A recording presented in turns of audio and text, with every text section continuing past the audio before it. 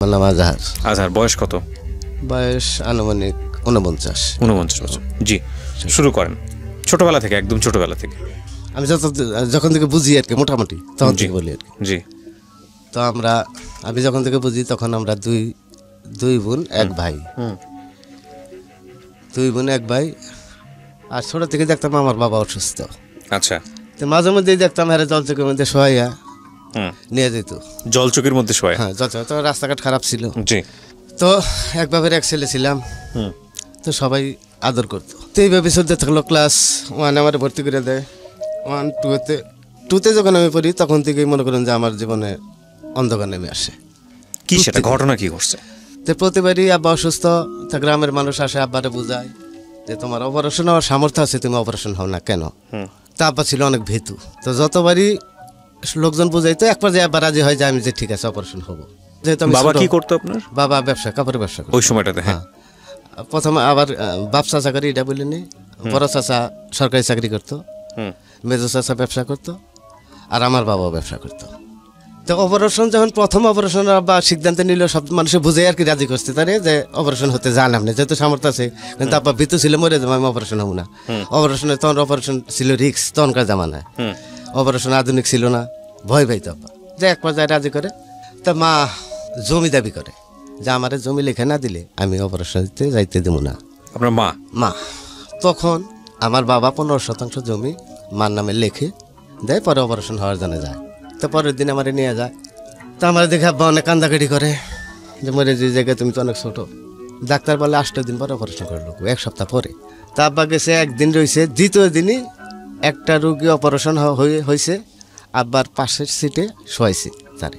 তো এটা দেখে আব্বা অস্থির হয়ে গেছে, না আমি আর অপারেশন নেবো না। এই যে দেখে ভয় পাইলো, না আমি অপারেশন না, মরে যাবো। তারপরের দিনে আবার গেছি, চাচা নিয়ে গেছে, কইতেছে আমি 5 তালা থেকে হয় লাভ দিয়ে মরমু, না আমার থেকে নিয়ে যাও, আমি অপারেশন নেবো না। এক পর্যায়ে বাধ্য দিল তারা ফেরত আনতে। আচ্ছা আইলো, করলোই না সে না অপারেশন করলোই না, করবেই না সে, এই যে ভয় পাইলো। কিন্তু জমি কিন্তু একবার লেখে নেওয়া শেষ। আচ্ছা আচ্ছা, ওকে। তারপরে কিছুদিন এভাবে চলতো, আমি ক্লাস 3তে উঠলাম। তা আমার পড়াশোনায় আমি ইংরেজিটা আমার মাথায় কোনো কাজই করতো না। আমি সবটাই ভালো করতাম, কিন্তু ইংরেজি আমি বুঝতাম না। এটা নিয়ে খুব টেনশনে আছি যে সবাই পারে, আমি কেন পারি না? সবটাই ভালো করি কিন্তু এটা পারি না। এটা আমার কোনো মাথায় কোনো কাজই করে না। আমি একদিন দুপুরবেলা ক্লাস শেষ করে, প্রচণ্ড রোদ, যেহেতু আমার বয়স ছোট, আর আমার সময় তো জানেনি 8 বছর 9 বছরের আগে কেউ স্কুলে যায় না ওই বয়সটায়, ওই সময়টাতে। তো 5 বছরের ছেলে স্কুলে পড়ায়। তা আমি আসতেছি, মাথায় শার্টটা খুলে মাথায় দিয়া বইটি হাতে নিয়ে আসতেছি। তা আমার বাড়ির পাশে মুদির দোকান আছে, ওখানে এসে আমি বসছি। তা আমি দেখতেছি যে দক্ষিণমুখ থেকে একটা রুগী আসতেছে, জল চোখের মধ্যে শোয়া কাঁধে করে নিয়ে আসতেছে, ফেরত আসতেছে। পাশে তার বউ কান্নাকাটি করে আসতেছে, আরও কিছু লোকজন তারা আছে, এসে আমাকে দোকানের সামনে এনে বসাইছে। কিন্তু লোকটা হয়তো আমার পার্শ্ববর্তী গ্রামের পরিচিত, আমার গোষ্ঠী রাজনৈতিক গোষ্ঠী, আর এই গোষ্ঠীর সাথে যাতায়াত করতো। আমি এই হিসাবে তার চিন্তা কোনদিন নাম জানতাম না। তো লোকটা বসানোর পরে সমস্ত লোকই তারা ঘিরে ধরছে। রুগীও তারা বলতেছে, রুগীও বলতেছে যে আপনারা একটু আসেন তো এদিকে, আমার ওয়াইফের একটু বুঝান তো আপনারা। কি বুঝাবো? কয় দেখো আমার তো ক্যান্সার হয়েছে, সবাই জানো তোমরা, যেহেতু মুরব্বী সবাই, আমি তো ছোটো, তোমার ক্যান্সার হয়েছে, আমার বাঁচার আর কোনো সুযোগ নেই। তা আমি তো মরে যাবো, আমার সমস্ত কিছু বেঁচে তো আমার চিকিৎসাপাতি করতে করতে আমার পুরো পরিবারটা ধ্বংস হয়ে গেল। এখন অলরেডি 4 বিঘা জমি আছে। তাইলে আমি আমার ওয়াইফরে বলতেছি যে এই 4 বিঘা জমি তুমি থাক, 2টা ছেলে আছে, এরা ভাতটা তো খেত থেকে হবে, জমির থেকে ভাতটা তো পাবে। তা আমার ওয়াইফটা বুঝতে চায় না, আমার ওর একটু বুঝান, কারণ আমি যদি বাঁচতাম, আমার এমন রোগ হয়েছে, ডাক্তার ফেরত দিছে, তাহলে আমার নিয়ে কেন এই নিয়ে টানাটানি কেন করে? আমি তো মরেই যাবো, বাঁচার যেহেতু কোনো সুযোগ নেই। হ্যাঁ, তো ঠিকই বলছে, তো মরে যাবো, বাঁচার তার কোনো সুযোগ নেই, অনেক জমি তো নষ্ট করে দিচ্ছেন, 4 বিঘা জমি সার বেছেন না। তখন এই মহিলা বললো যে আমার স্বামী যদি 1 ঘন্টা বেঁচে থাকে, এটাই আমার লাভ, আপনারা কি বুঝাবেন আমার? তো ওই মহিলা বলতেছে আমার স্বামী যদি 1 ঘন্টা বেঁচে থাকে, তারপরে আমরা 1% জমি থাকতে আমি তার চিকিৎসা বন্ধ করবো না, 1 ঘন্টা বেঁচে থাকলে ওইটাই আমার লাভ। তারপর তো বাকি মরে যাবো, কী করে খামু না খামু এটা পরে, এই কথা করে চলে গেলো। আমি বাড়িতে আসলাম, আইসা দেখতেছি যে আব্বার অসুখ একটু ভার। তারপর কইতেছে যে গোপালপুর একটা ডাক্তার আসছে, হোমিওপ্যাথি, আমেরিকা থেকে ট্রেনিং নিয়ে আসছে, তাহলে ও চিকিৎসা হই।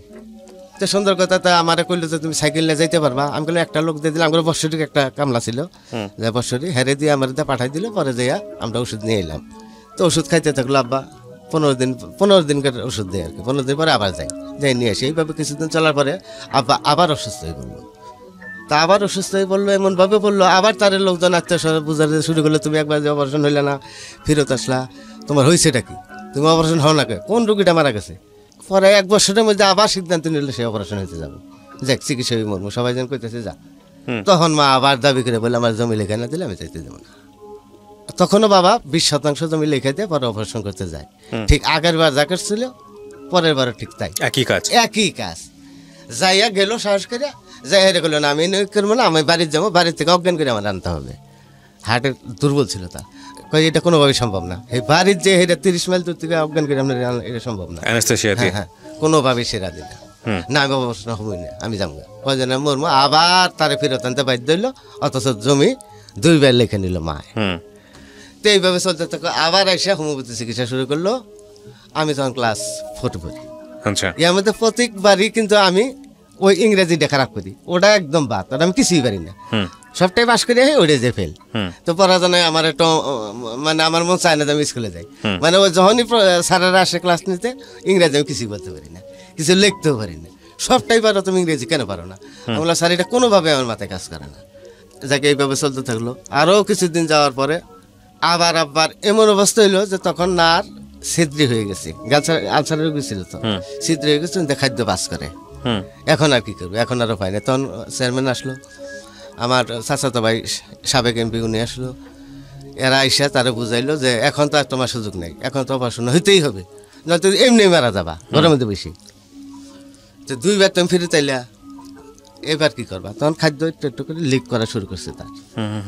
রাজি হইল আব্বা যে অপারেশন সে করবে, ঠিক আছে, মরলে চিকিৎসা হয়ে মরবো, যাক ইতার গা ফিরবো না, যা হয়েছে আমি ইতার গা অপারেশন করবো। তো মা রেগুলো টাকা পয়সার ব্যবস্থা করা। তো মা তার বাবার বাড়ি থেকে কিছু সম্পদ পেয়েছা, কিছু অর্থ আনলো। আনার পরে সে পাশাপাশি আরেকটা আয়োজন করলো যে জমি লেখানোর একটা পরিকল্পনা। তখন এই রয়েছে মার উকিল মা, তো সে পরামর্শ দিচ্ছে তুমি তো 2 বার জমি লিখে নিছো, কিন্তু অপারেশন হয় না, এবার কেমনে বলবা? তাহলে এই কাজ করো, তুমি তোমার বোন সবটি আনো, অপারেশন হওয়ার আগে একটা মিলাদ দাও, গরম মধ্যে সবাই পয়সা, এটা ব্যবসা আছে, তখন তুমি এটা তোলবা কথাটা, জমিটা লেখা নেওয়ার ব্যাপারে। কথা মতো কাজ, অপারেশনের জন্য আপাও রাজি হইলো, মাও, সব লোক ডাক্তার, নানি এলো, খালা এলো, আরো তার মানে সহযোগী যারা আছে সবাই উপস্থিত ঘরের ভিতরে। তখন আবার বোঝানো শুরু করলো যে আমার জমি যদি লিখে না দেন, আমি কিন্তু অপারেশন বাজাই দিলাম না, কারণ যুগকাল ভালো না, দিন ভালো না, ছেলেরা বাদ দিবে না, এই সম্পদ আপনি যে মরে যান এই সন্তানে বাদ দিবে না, জমি লিখে দেন। তখন আমি কইলাম যে মা, বাবার নামে থাকলে কি আর মার নামে থাকলে কি তফাৎটা কি গো? বাবার নামে থাকলে কেরা পায় আর মার নামে থাকলে কেরা পায় সম্পত্তিটা? সন্তানই পাবো, কোন সন্তানে পাবো? ওই যে আমার সন্তান রেডি পাবো। তাহলে আমি তখন করলাম যে তাহলে এই যে মাঝখান থেকে আপনি রুগী চিকিৎসা দিয়ে জমি যে লিখে নেবেন, ট্রান্সফার করতে টাকা পয়সা লাগবো না?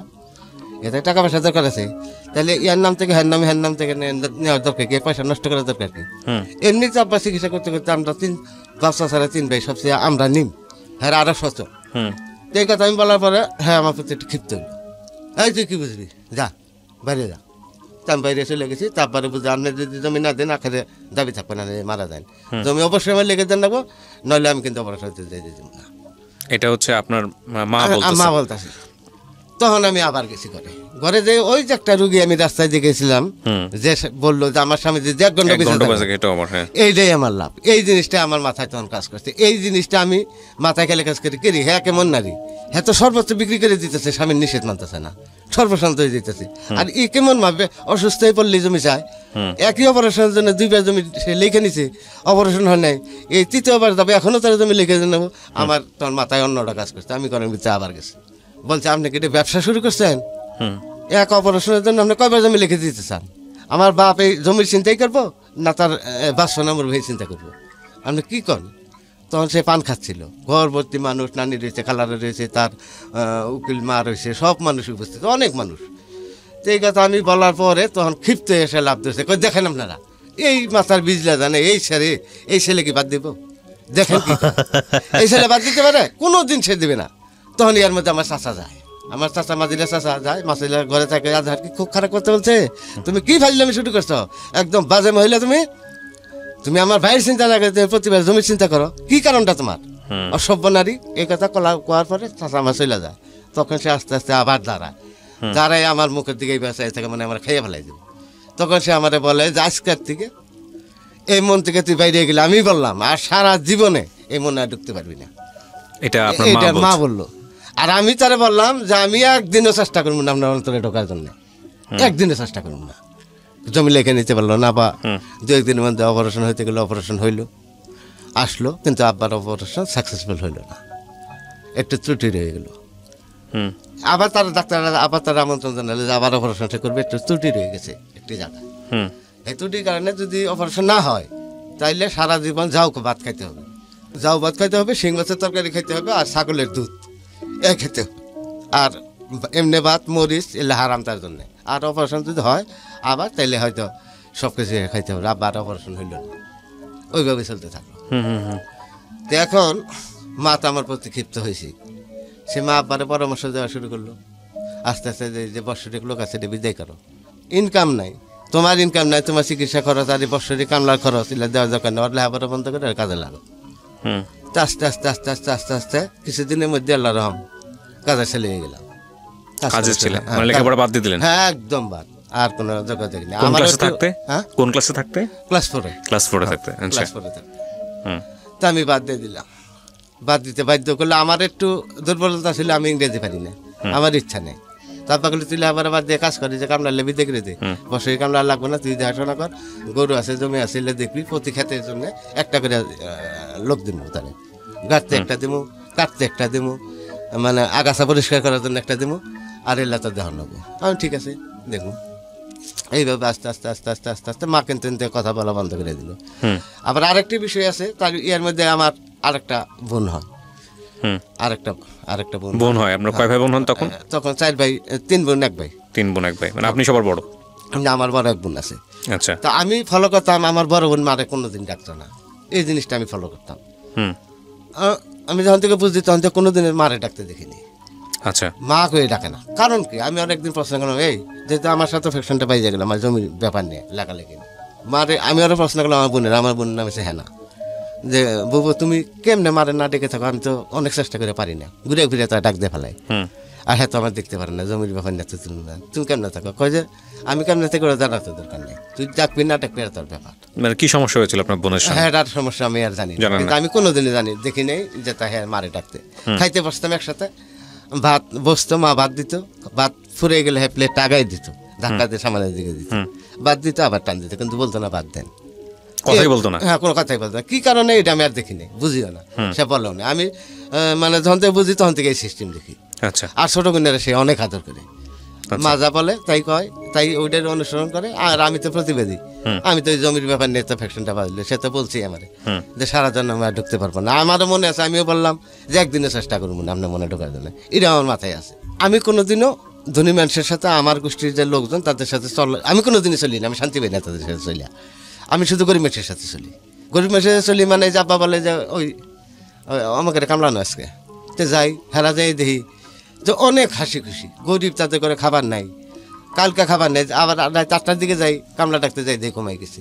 তাই বলি আমি যে আমি কালকে কামলা দিতে পারবেন? শুয়ে পড়ছেন, কয় ঘুমাই গেছি, যে আপনাদের করে খাবার নাই, না খাই থাকেন আপনার এত সকালে ঘুমাই কেমনে? আর আমার দেই না, রাত 12টা পর্যন্ত মিটিং করে, এতে তো কোনো শান্তি নেই, আপনাদের এত শান্তি করতে পারেন আপনারা? আমার মাথা গেলে এলে কাজ করতো, গরিবরা এত শান্তি করতে পারে, এত শান্তি। আমি এই থেকে গরিব মানুষের পছন্দ, আমি গরিব মানুষের সাথে মিশি সারাদিন, ওই একটা করে প্রত্যেকটা জমিতে একটা করে লোক দেয়, একটা একটা করে লোক নেই, আর তাদের সাথে কাজ করি। আবার প্রতি সন্ধ্যা হইলেই তাদের বাড়িতে বেড়াতে যাই, কার কি সমস্যা আছে দেখি, ই করি। এদেরকে আমার খুব ভালো লাগলো না, সমাজ থেকে আমি আর বিচ্ছিন্ন হয়ে গেলাম। পুরা গোষ্ঠী থেকে আমার ফকির গোষ্ঠী, আমরা এমনি 26টা বাড়ি, এই 26টা বাড়ি কোনো লোকের সাথে আমার সমাবেশী সমস্ত পলায়নের সাথে আমার কোনো সম্পর্ক নেই, শুধু সম্পর্ক কামলা জামলার সাথে।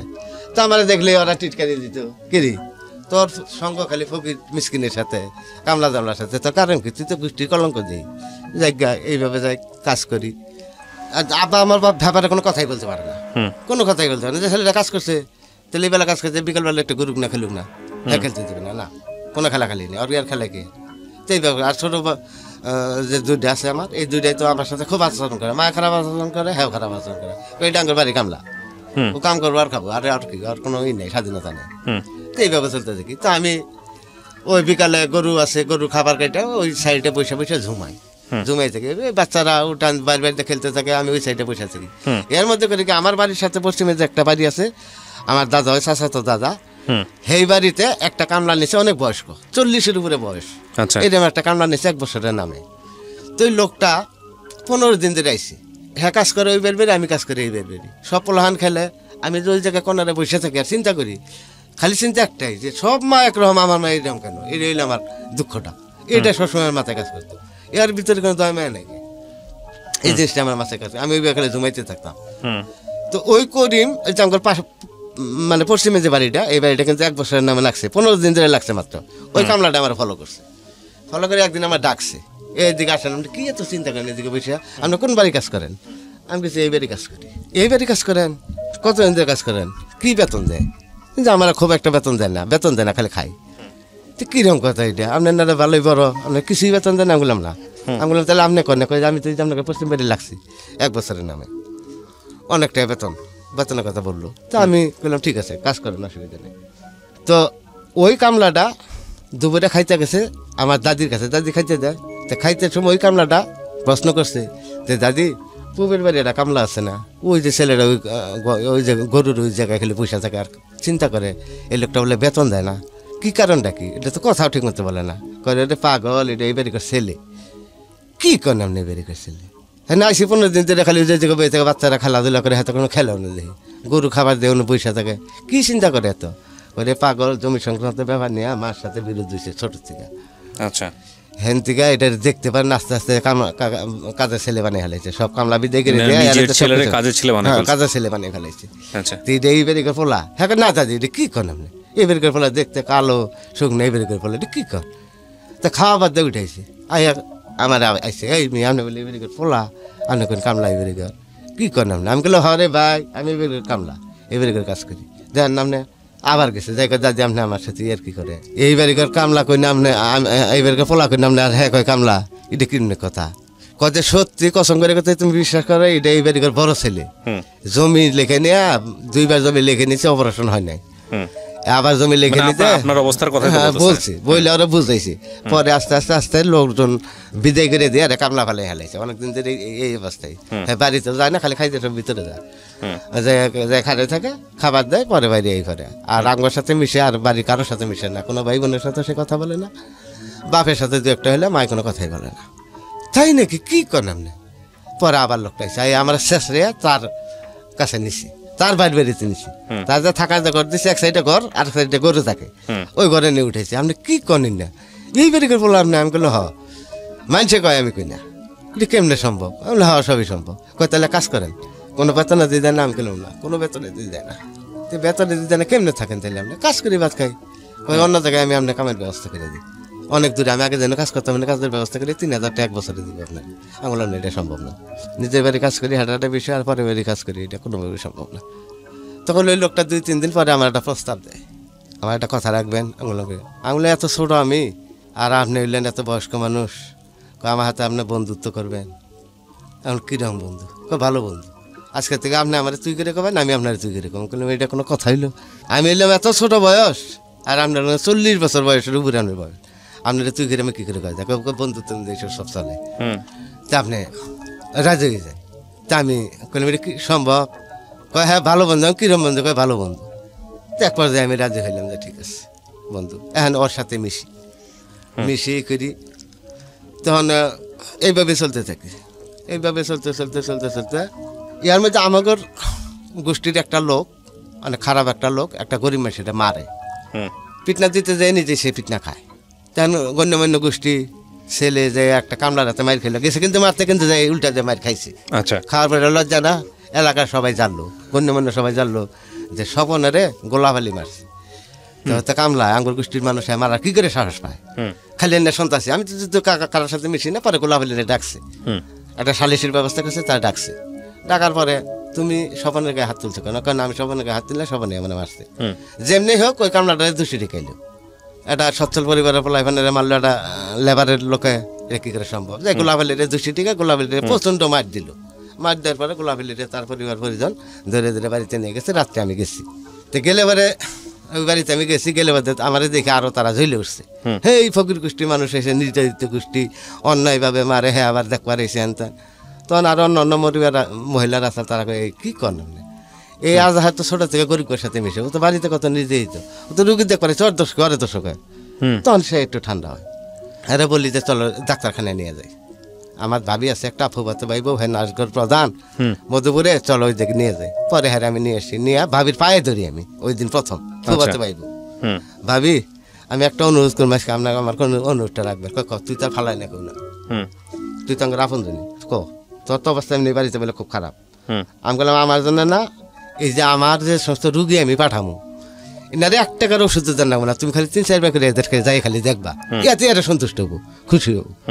আমি যে সমস্ত রুগী পাঠামো, এই সমস্ত রুগীটা 3 বারের জায়গায় তুমি 5 বার দেখবা। আচ্ছা কয় ঠিক আছে, তোর কথা আমি রাখবো। তারপর ওই গোলাপালিরে ভর্তি করে হারেছে ই করে, তার পরিবার অনেক খুশি।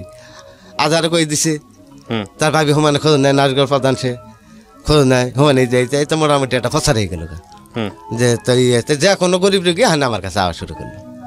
তো আমার বাড়িতে খুঁজতে হ্যাঁ ইয়া হ্যাঁ হ্যাঁ হ্যাঁ অসুখ হইলে অমুকে তো বাচ্চাকে ওরই তো জায়গা নাই, ওই তো ওরই তো এই বাচ্চা জায়গা নাই, ও কাম করে ভাত খাবো, তাকে কি উপকার করে রে, এইভাবে অপমান অপদস্থ করে তাদের। তারপরও আমি যাই বিভিন্ন গরিবের সহযোগিতা করে, গরিবের সাথে মিশতে আমার এত ভালো লাগে যে পুরা গোষ্ঠীর সাথে আমি তখন কোনো লোকের সাথে আমার কোনো কথাবার্তা নেই, যোগাযোগ নেই, এইভাবে আমি চলতে থাকি। তো হঠাৎ করে আমগর গোষ্ঠীর একটা পরিবার হত দরিদ্র, একটা পরিবার গরিব হয়ে যায়। আমগর দুঃসম্পর্কের চাচাতো ভাই, তার বাবার অনেক সম্পত্তি ছিল, কিন্তু সে ছিল একটা বিলাসী টাইপের লোক। সে তখনকার বাজারে লুঙ্গি ইস্তারিতে পড়তো, চোখে সুরমা মারতো, জমি বিক্রি করতো আর ক্লাবে করতো, আর এইভাবে করতে করতে শেষ হয়ে গেছে পুরা পরিবার। তার 2টা ছেলে, তো 2টা ছেলে, একটা নাম মিন্টু আর একটা নাম ফটো। তে সিরিয়ালে বাড়ি সবাই সচ্ছল, একটা বাড়ি গরিব, এর মধ্যে কি করলো, রিক্সা চালানো শুরু করলো ওই 2টা ছেলে। তার বাপ মারা গেল সর্বশান্ত হয়ে, মাত্র 2% বাড়ি ভিটে বেড়ে যাতে ছিল। তো এখন পরিবার আমাদের পুরা গোষ্ঠীর মানুষের লাইনতে করে বাই করে নেবো, এই লাইনের বাড়ির ভিতরে এই গেটের মধ্যে রিক্সা রাখে, সকালে মানুষ আহে রিক্সার জন্য আমার মান সম্মানে পেট্রোল আমরা। তখন আমার ভাই রানিং এমপি, সমস্ত লোক আহে, আবার উপজেলা চেয়ারম্যানও। তো সব মানুষের 10 গ্রামের মানুষ বিচার আসার জন্য আমার গোষ্ঠীর মধ্যে হ্যাঁ আমার লাইনের মধ্যে দেখে রিক্সা রেখে দেয় না, ওরা যেমন এই লাইন থেকে বাই কর, লাইন থেকে পরে ওরা কেমনে কেমনে পরামর্শ দিচ্ছে যে তোর বাপে তো সব বেশি হালাইছে, রিক্সা রাখা শুনো, সকালে মাঠে রিক্সা নিয়ে হ্যাঁ ই কর, তো বাড়ি পিছিয়ে যা, তোর 2% আছে, বাড়ির পিছিয়ে 8% জায়গা তোর দিব, উনি যে বাড়ি করবো এদিকে লাইন থেকে বাইরে যেমনি হোক এক পর্যায়ে ওরা বাই করে দিছে।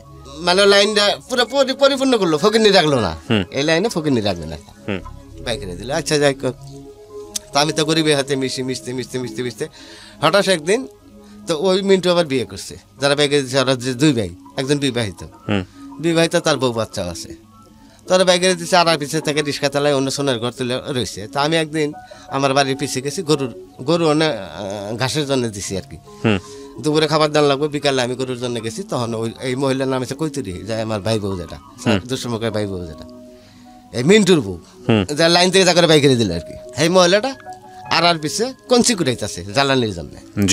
তা আমি গেছি গরুর জন্য, গরু খাবার দেবো, বিকাল হয়ে গেছে। তো গেলে আমার ডাকতেছে আজাহারি দিকাস, কই যে ছোট থেকে দেখি দেখতেছি তুমি খালি গরিব মানুষের সাথে মিশো, কিন্তু আমরা তো গরিব না, আমরা তো ধনী না, আমরা যদি ধনী হইতো তোমার লাইন থেকে তো বাই করে দিত না, আমাকে তো আর পিছিয়ে দিত না। তা আমার সাথে মিশো না, আমি কি করছি, সব গরিবের সাথে মিশো, কোনো সমাজের কোনো গোষ্ঠীর সাথে মিশো না, খালি গরিব মানুষের সাথে মিশো, কিন্তু আমরা তো ধনী না, আমার সাথে মিশো না, আমার বাড়ি আসো নাকি, তুমি কি জানো যে তোমারে পালছি আমি?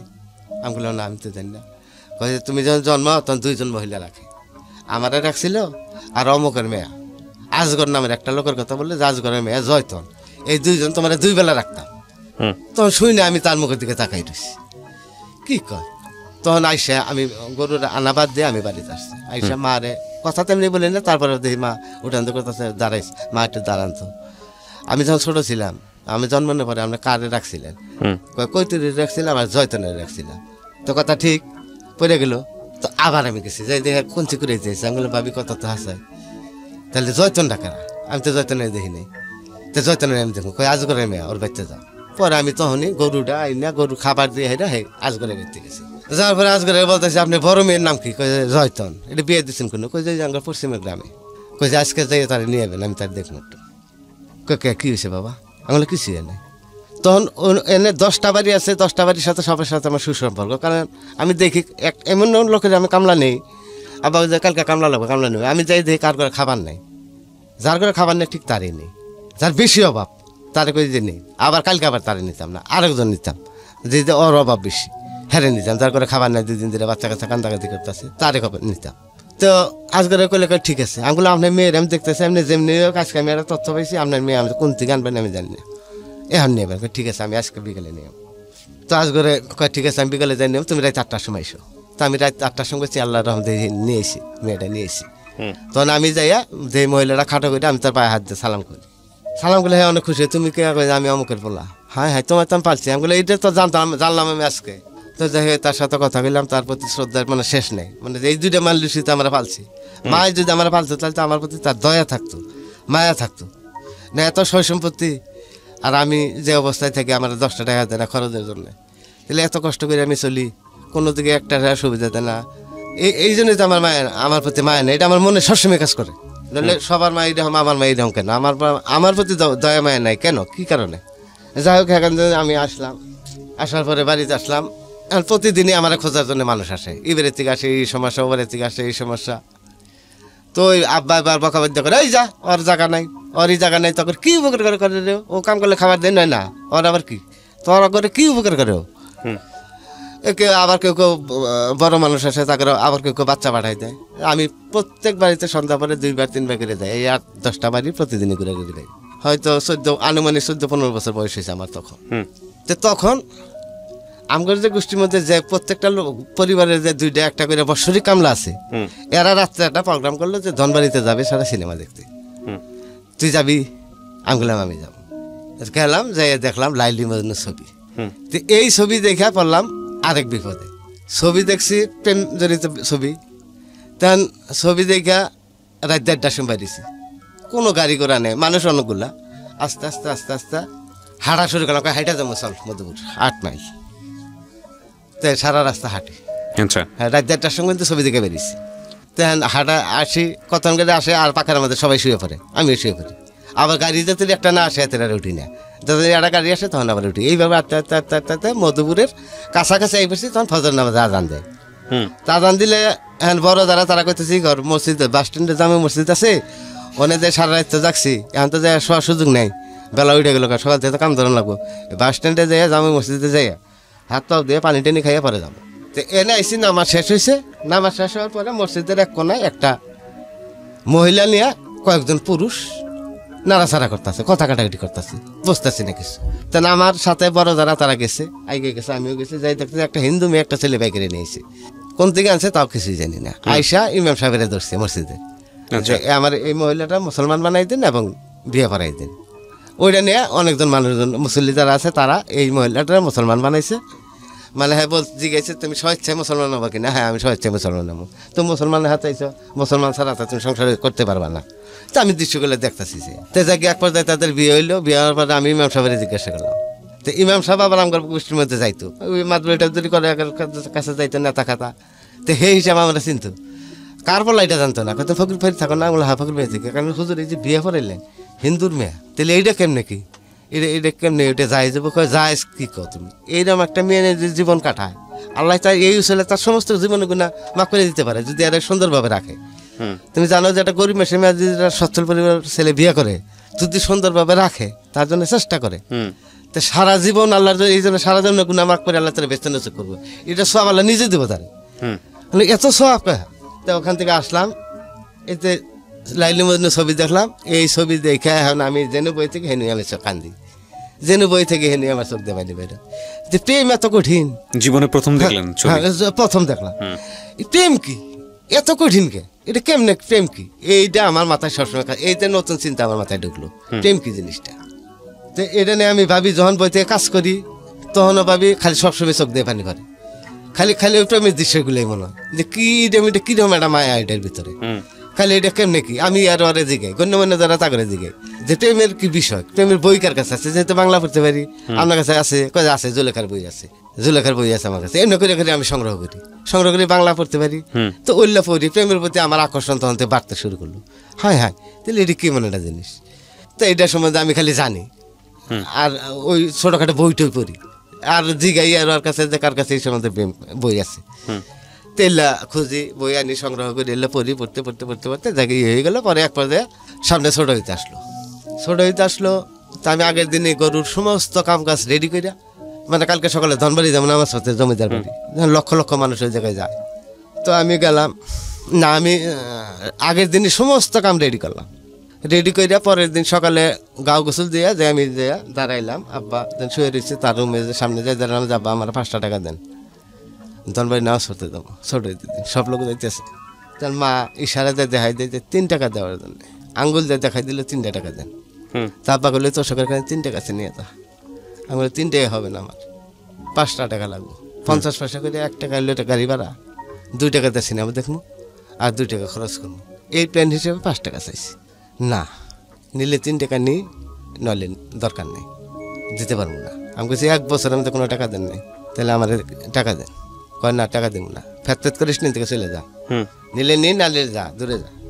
তা আমি দরজায় কাঁদতে থাকি যে দেন, আর 1 বছর আমি দেন নেবো না, দেয় না। এর মধ্যে আমার এক ফুফাতো বোনের ছেলে, সে আমার বন্ধু, হ্যাঁ যাবো ধনবাড়ি নামাজ পড়তে, আচ্ছা, তো হ্যাঁ রেডি হয়েছে, রেডি হয়ে তার মারে করতেছে আজার রেডি আহ নাকা মামনা একটু দেখেন যে আমি রেডি হয়ে বই দিচ্ছি, হ্যাঁ এসে দেখে যে আমি দরজায় কাঁদতে আসি, তো আমার ফুফাতো মামা ওর দেন নাকে, ধনবাড়ি যাবো নামাজে যাবো, তা কয় 3 টাকা দিছি নিব না, কয় 3 টাকা দেবেন কেমন, 1 বছর টানতে যাবো খাটাই দিচ্ছেন, অন্যটা মানুষ যা কাম করেছেন না জীবন ভাড়া, কি করে পয়সা দেন না, ওর তো কিছুই দিন না, আপনার এত হারাম হয়েছেন, এত সীমারকে টাকা দেন, কয় না 3টা নিলে নেই, না নেই না, আমি দরজায় কাটতে থাকি, তার বোন আমার শেষরে তার বাড়িতে নিয়ে যায়, ফুফাতো বলে নিয়ে যাচ্ছে 10 টাকা দেয় না, এর মধ্যে আমি বলতেছি আজকে যে টাকা না দেন সারা জীবনে আর আমি এমন করে টাকা চাম না, কই যে বাঘের বাচ্চার মতো কথা কইছিস তুই, আমার বাপে কয় পুরুষের মতো কথা কইছিস, যে কথাটা কইলি যে জীবনের টাকা চাবি না, আমি 5 টাকা দিলাম না, তাহলে তো তুই জীবনের টাকা চাবি না, বাপ তখন সুস্থ, হ্যাঁ সুস্থ হইলেও প্রতিবন্ধীর মতোই সে, কারণ ওই মার কথা বাইরে যেতে পারে না, ওই তার খাবার আলাদা,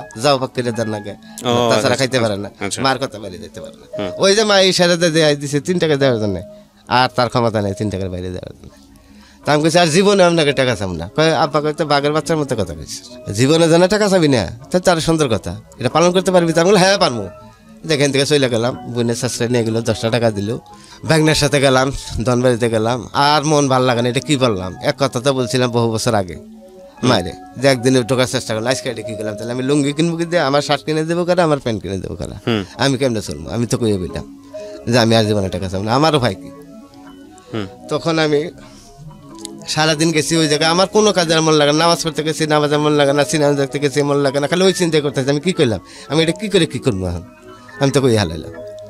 তা রাত্রে আইসি আইয়া ওই ফুফাতের ভাই বোনের বাড়িতে গেছি, হেনে রাইতে খাই আইসি, ওই যে করিম যে বাড়ির কাছে যে ছিল কামলা বাড়ির যে আমার পশ্চিমের যে কামলাটা করিম, যে অনেক বয়স্ক বন্ধু বানাবার চাইছিল আমার, তো লোকের কইলাম যে করিম আজকে থেকে তো আব্বারে কইছি, মায়েরে কইছিলাম এক কথা, আজকে তো বহু বছর পরে আব্বারে কইলাম এক কথা, জীবনে টেনশন না, তাহলে এখন আমি লুঙ্গি কিনবো কি দাঁড়ি কিনবো কিন্তু তুই এখন আমি কী বাকি কী করবো, তুই কোনো চিন্তা করিস না, তুই কালকে রাইতে আমরা আমার এই গোষ্ঠীতে যত কামলা আছে তখন সব ডাকবো রাইতে রাইতে থাকবি, তো ও ডাকছে সবটি রেখে এটা কইছে যে এই আমরা যদি রাত্রে কাজ করি আজহারে নিয়ে আমরা সবাই করবো, রাত্রে যদি কাজ করি তাহলে আমরা তো এক্সট্রা টাকা পাবো, যেমন ধান কাটা ক্ষেত কোপানি এগুলা করবো, ওর সাথে থাকবো, এটা কেমন হয়, রাত 2টা 3টা পর্যন্ত করলাম, সমস্যা কি, তো হেরা করে যে সুন্দর কথা এটা, তাহলে এই করি চুক্তি কাজ নেই, আমরা গৃহস্থের কাজ শেষ করার পরে রাত্রে কাজ করবো, ধান কাটা ক্ষেত কোপানি এরাও নিব, তো এই তো আমি করলাম, তো ভালো হয়েছে, তো আমি করতে থাকলাম, এইভাবে করতে থাকলাম, তো কাজ করি সেই টাকা আমার ভাগ সমানে দেয়, যদি অকস্মাত সমানে পারি না, যেহেতু আমি ছোট ওরা সবাই বল দেয়, আমি হেঁটে দেয় লুঙ্গি কিনি শার্ট কিনি এই করি, আর ওই প্রেমের চিন্তাই খালি প্রেমের চিন্তাই করি, আস্তে আস্তে আস্তে আস্তে আমি প্রচার করা ধরলাম যে আমি বিয়ে করবো, গরিব মেয়ের মেয়ে একবারে নিঃস্ব, এরকম পরিবার যদি থাকে আমার বাই করে দিবা, এই যত গরিবের সাথে এই জীবন মিশছি তাদেরকে সবাইকে বললাম যে আমার এরম দেখে একটা মেয়ে বাই করে দিবা, যার বাড়ি নাই ভিটা নাই সম্পদ নাই বাপ নাই মাম নাই, ইতিম, আমি যে এরম ইতিম, যে এই বাড়িতে এত বছর ধরে কাজ করতেছি ইতিমের মতো, একবারে শূন্য থেকে জীবন শুরু করবো, এরম একটা মেয়ে তোমরা বাই করে দাও, মেয়েটা জানি অনেক সুন্দর, কই এটা মেয়ে কই পাবো, আর তোমার এইটাকে মানবো এখন আর তখন এখন বা মায় হয়তো করতেছে তখন এটা কোনোদিনই সম্ভব না।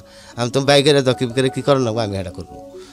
প্রেমের প্রতি আমার আর ওই রাত্রে যাই খালি শুই, খালি ওই লাইলি মদিনা ছবির কথা খালি মনে হয়, ওই ঘুরে ফিরে ওই সিনেমা সিনেমা সিনেমা। এই প্রেম কী জিনিসটা, এটা মন হইলে চোখ দেখানি পারে, এটা কী করবো, এটা সবসময় খালি তখনকার ওই বয়সটায় মানে খালি ওইটাই খেলে মাথা মাথায় কাজ করতেছে, আর কোনো কিছু মাথায় কাজ করে না যে এইরকম যেমনি হোক আমার বাই করতে হবে, আমার প্রেম করবো, আমি জীবন শূন্য থেকে শুরু করবো, এরকম একটা করি মানুষ। তো যাই হোক, ওই যে ঘরের পিছিয়ে যে আমি যারা আঙ্গর সমাজ থেকে লাইন থেকে বাই করে দিল মিন্টু, বাড়ি পিছিয়ে বাড়ি করলো, তো যেদিন থেকে বললো যে আমি আঙ্গর সাথে মিশে না কেন, ওই দিন থেকে কিন্তু ওই পরিবারের সাথে আমি মিশা শুরু করলাম। মাইক্রোফোনে বল। হ্যাঁ, আমি বললাম যে ঠিক আছে, ওই যে বলছিল যে তুমি সব গরিবের সাথে মিশো, আঙ্গর সাথে মিশো না, আমরা যদি ধনী তোমার লাইন থেকে তোমার বেগেরে দিতে না, বাড়ি পিছিয়ে দিতে না, আর তোমার পালছিতে আমি ওই দিন থেকে আমি বললাম ঠিক আছে ভাবি আজকে তোমার কাছে আমি। তো ওই মহিলার প্রতি আমার তখন থেকে মায়া বেশি হইলো, অনেক মায়া হইলো। আমি অন্য গরিব বাড়ি বাদ দিয়া এই বাড়ি যাওয়া দিলাম বেশি, যেহেতু বাড়ি পিছিয়ে বাড়ি, আমার বাড়ি পিছিয়ে খালি 40% জমির পরে তার বাড়ি সোনের ঘর। তো ওই মিন্টু রিক্সা চালায়, সারাদিনই করে, উপার্জন করে আনে, কিন্তু আয় উন্নতি করে না। সে যা উপার্জন করে তাই খায়, যা উপার্জন করে তাই খায়, 1 টাকা সঞ্চয় নেই। 500 টাকা কামাই করছে, 500 টাকা মাছ মাংস নিয়েছে, মানে 20 টাকা দিয়ে ইলিশ পাক করতে, এত বড় বড় ইলিশ আইবে, 4-5 টাকার ইলিশ নিয়েছে, কোনো উন্নতির চেষ্টা নেই, খালি খাইতো। তো এই রিক্সা চালাইতে চালাইতে চালাইতে চালাইতে হঠাৎ এই লোকটা রিক্সাতে একদিন পড়ে যায়। কিন্তু সে ছিল অত্যন্ত শক্তিশালী একটা পুরুষ, যেমন ফসরা তেমন শক্তিশালী ছিল। তো এই মিন্টু হঠাৎ করে রিক্সা চালাবার যে একদিন পড়ে যায় রিক্সা থেকে, অনেক শক্তিশালী এবং সুন্দর ফসরা ছিল লোকটা। তো পড়ে যাওয়ার পরে তার থেকে হাসপাতালে ভর্তি করে, হাসপাতালে ভর্তি করার পরে তার খবর নেই যে তার লাঞ্চে পানি ধরছে। আচ্ছা, পানি ধরছে। তো ভাবি আমারে কইতেছে যা যা চলো রাত্রে যাই, তোমার বাড়িতে বলে হাসপাতালে রিক্সাতে পড়ে গেছে। তো গেছি, আরও 2-1জন নিয়ে গেছে, যাই গেছে হাসপাতালে, তার অবস্থা সিরিয়াস, তার লিভারে পানি ধরে গেছে। পানি ধরছে কী কারণে, কয় জীবনে অনেক পরিশ্রম করছে না, পরিশ্রম করলে শক্তির ভরাই দেয়। তো আমরা ছোটো থেকে দেখতাম যে মিন্টু থেকে সব মানুষ ডরাইতো, কারণ হ্যাঁ অত্যন্ত শক্তিশালী ছিল, আর সবসময় শক্তি নিয়ে এই করতো। একটা গাড়ি রাস্তায় পড়ছে, এই তোরা 4জনে এই সর, হ্যাঁ একা কান মাইরা উঠাইতো, এটা এরকম মানে সবসময় গাড়ি জোর দেখাইতো, এরকম পরিশ্রম সে করতো। এগুলো করে করে তার অবস্থা খারাপ হয়ে গেছে গা, কিন্তু এটা প্রকাশ পেলে যে এতদিনে পড়ে গেছে। তো এখন চিকিৎসা করবো, এখন গোষ্ঠী কোনো লোকই যায় না, এই সমাজে তার অর্থ নাই, তো কোনো লোকই তার খোঁজ খবর নেয় না। তো রাত্রে গেছি, যাই দেখি 1 ডিশ পানি বের করছে তার। আচ্ছা, এন্দা ফুসফুস থেকে, হ্যাঁ, এর মধ্যে সুই দিয়া 1 ডিশ পানি বের করছে, একদম পিওর পানি। হাই হাই যাই দেখি যে এই পানি এটা করতে পেরেছে অডলি বাঁচতে, কই যে ডার বাঁচবো না উন্নত চিকিৎসা না করলে, যেমনি হোক এটা ই করে নেবো, চিকিৎসা করে নেবো। চিকিৎসা করবো কি, চিকিৎসা করার কোনো লোকই নেই, আত্মীয় স্বজন কেউ কোনো খবর নেই, শরীরের কেউ কোনো খোঁজ খবর নেই না। মিন্টু হাসপাতালে রয়েছে, কার কিছু কিছু যায় না। তখন এইভাবে হাসপাতাল থেকে ফিরে তারলো। দিন দিন আস্তে আস্তে আস্তে আস্তে আস্তে আস্তে এই লোক শুকাইতে শুরু করলো, অনেক মোটা ছিল, শুকাইতে শুরু করলো। পরে আমার একদিন সে ডাক দিল, আমি প্রতিনিয়তই তখন এই বেরতে যাই, প্রতিদিনই যাই, সব বাড়ি বাদ দিয়ে এই বেরতে যাই। আব্বাও কিছু খায় না, মা কিছু খান আব্বা খাই যায়। মিন্টু তাঙ্গ নিজে করি মানুষ, ওই বাড়ি যায়, সব বাড়ি বাদ দিয়ে বাড়ি যায়, তো কাউকে করে না স্যার, কোনো বাড়ি তার দেখা যায় না, ওই বাড়ি একটু বেশি যায়। এখন মিন্টু তাঙ্গ নিজে করে মানুষ, এবারে গেলে কি যাই এই সময়টা করে দেয়, ওই সময়টা করে দিই। তো মিন্টু একদিন আমার এটাকে কইতেছে, ভাই এটা কথা শোন, দেখ এত বড় অসুখ হয়েছে আমার, কোনো লোক এই গোষ্ঠীর আমার ফুসকি দেয় না, খবর নেয় না, খোঁজ খবর নিতেছে না, তো আমি তো মরে যাবো, তো তোর তো কাছে আমি একটা অনুরোধ করি, আমার রাখবি কথাটা। আমি কি দেখো, আমিও তো ভাই নিঃস্ব, তুই জানোই যে আমি কত বছর ধরে বাড়িতে বেতে কাজের ছেলে হিসেবে রয়েছি, আমার তো কোনো মর্যাদা নাই। আমার লুঙ্গিটা কিনে আমি রাইতে কামলাকর সাথে ধান কাটি, খেত কবাই, এইভাবে কয় তোর কিচ্ছু জানাবো না, তুই এখন যাবা আবি, খালি এই কথাটা দি, তুই এখন যাবা আইতাছ এইভাবে খালি আবি এই বেতে, এরা জানি বোঝে যে একটা লোক আছে পাশে, আমার বউ বাচ্চা জেনে বোঝে, আমি তো মরে যাও। তা আমি তোর কিচ্ছুই জানাবো না, তুই দিবি কি, তুই তো চলে হাস না, তুই খেলি এখন নিয়মিত যাবাইতেছ, এটা নিয়মিত আহিস, তাও আর একটা বর্ষা পাবো। তা আমি এক পর্যায়ে রাজি এলাম, ঠিক আছে ভাই আমি আবু। ভাবির প্রতি আমার তো ওই দিন থেকে মায়া হয়েছে, আমি তো জানতাম না যে ভাবি আমার পালতো, আমার জন্মের সময় সে আমার একবেলা পালতো, আমি তো জানি না, আমি তো জানছি যখন থেকে তখন থেকে যাওয়া শুরু করছি। চলতে থেকে আর ওই খালি আমার মাথায় ওই যে কিরা একটা দুঃখছে, খালি প্রেম খালি ওইটাই খালি ভাবি। হ্যাঁ আমি কই ভাবি একটা মেয়ে এরকম পাওয়া যাবো, যে গরিব একবারে কিচ্ছুই নেই, এরকম একটা মেয়ে কোথায় পাম, এটা বাইকেরা দাও না, কই পাওয়া যাবো এটা মেয়ে, আমি তো দেখি না। আমি তো আরো অন্য অন্য যে গরিব পরিবার আছে এদেরকে বলি, তোরা কিছু কিছু মহিলারা আমার কয় যে আমার বাবার বাড়ি আছে এরকম, আমার এলাকায় আছে, চলেন যাই। আজ বিয়েটি হয় না, অনেক এই গরিব বাড়ি তাদের বিয়ে হয়েছে, তাদেরও বলি, তারা কয় হ্যাঁ আমার তো দেশ আছে এরকম, চলো যাই। পরে হঠাৎ করে আমি একদিন যাই সে বেরিয়েছে, তো আমি গেলাম, হুম তো যে মেয়ে সে দেখাইলো, তো মেয়ে দেখালো মেয়ের সবই আছে, বাড়ি আছে, ঘর আছে। আমি বললাম না, এটা মেয়ে চলবো না আমার, একদমই তিম আমার মতো, একবারে নিঃস্ব। আমার যে আমি যে ভাই ছোটোর থেকে এই পরিবারে, সচ্ছল পরিবারে একটা কামলার মতো বেরিয়েছি, আর এমন একটা মেয়ে লাগবো যে তার কিচ্ছুই নেই, শুধু তিম, তারে নিয়ে জীবন সুন্দর করে শুরু করবো দুজন, একবারে শূন্যর থেকে। এটা হইলে আমার পরিকল্পনা, এই মেয়ে আমার চলবো না। তো আমি এখান থেকে ফেরত আসলাম। তো ওই ভাবি রে, ওই যে ভাবি মিন্টুর বউ, এই যে আমার বাড়ির পিছে যে এই যে কাজ করে খায়, প্রতিদিনই তার বাচ্চা পাহারা দিই, তার কাছে আইসা বললাম যে ভাবি গেছিলাম আজকে, কিন্তু মেয়ে তো আমার ভালো লাগে নাই, তো তুমি দেখো না তোমার আত্মীয় স্বজনের ভিতরে কেউ আছে না, কই না এটা মেয়ে কই পাবো, আর তোমার চিনি কে, তোমার আমি চিনি, এই গ্রামের মেসে জানে যে কিরম জিদি তুমি, জীবন অন্যায় করো না, অপরাধ করো না, তাইলে সারাটা জীবন গরিবের সাথে মিশতেছো, গরিবের পাশে দাঁড়াইছে, যে আমি তুমি সারা দুনিয়া অন্ধকার, এই যে কাজ করি নিশ্চিন্তে বাচ্চাগুলো তুমি বহর দিতেছো, প্রতিদিন এই ঋণ কি করে শোধ করবো, দুনিয়াতে বিনা পয়সা এইরকম কামলা কই পাওয়া যায়, তে তোমার কারা চিনবো, কেউ চিনবো না, এটা মানে কই পাবো তুমি। তো এইভাবে চলতে থাকি, ওই তার বাচ্চা রাত 12টা পর্যন্ত 10টা পর্যন্ত এইভাবে পড়া দিই, আবার চলে আসি, বাড়িতে কাজ করি। তো আমি একদিন হঠাৎ করে সিনেমা দেখতে গেছি, তো ভাবিরে বলছি, ভাবি কালকে তুমি সকাল সকাল এসো, কালকে আমি যাইতে পারবো না, আমি অমুক জায়গায় একটা সিনেমা এসে সিঁড়ি ভরহাট, এই সিনেমা দেখতে যাবো। তো সিনেমা দেখতে গেছি, সিনেমা দেখে আসছি, আইসা রাত্রে ঘুমাই গেছি, আর রাত্রে বাড়িতে আসতে পারিনি। আচ্ছা, তো সকালে ঘুমের থেকে উঠে নিয়ে মায় কয়ে দিছে যে রাত্রে মানে সারা রাত কইছিল, তো এখন যে পিটাবে, মারবে, লাঠি ধরাই দিছে। তো গরম, তো ঘুমের মধ্যে আমার তো বাড়ি ইচ্ছা মতো বাড়ি করছে। তো ঘুমের থেকে উঠে তো আমি তার বাড়িতে কতগুলো দিছি, এর মধ্যে উঠতে উঠতেই হাত দিয়ে ফুসকা দৌড়িয়ে পরে পালাই গেছি। গেছি নানির বাড়ি, কই যাবো ওই দিন, আর কোনো জায়গা নেই, নানির বাড়ি গেছি। করলাম ভাই, মা যে মার সাথে শত্রুতে তারই মার কাছে গেছি। গেলে পরে নানি কয় যে শোনো, না না, তুমি তো মার সাথে জমি নিয়ে ছোট থেকে গন্ডগোল বাজাইছো, তুমি গন্ডগোলটা কেন বাজাইছো? না না, তোমার মা যদি জমিটা নেয় তোমরাইতে পাবা। আচ্ছা, তা তুমি জমি নেই কেন গন্ডগোলটা বাজাইছো?